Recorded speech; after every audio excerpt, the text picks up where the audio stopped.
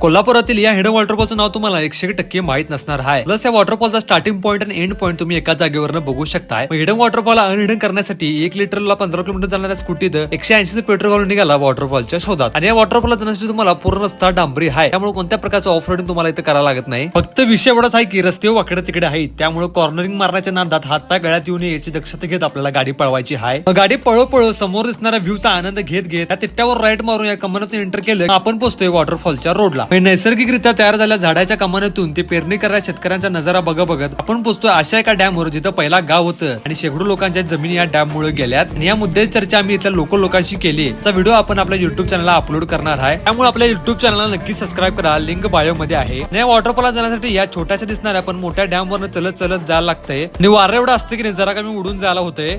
वारं लई आहे, अशी पाडणे एक वाट आहे याला, कारण आम्ही इथं असं वरण चढत आलो म्हणजे व्ह्यू जरा येऊ दे म्हणून.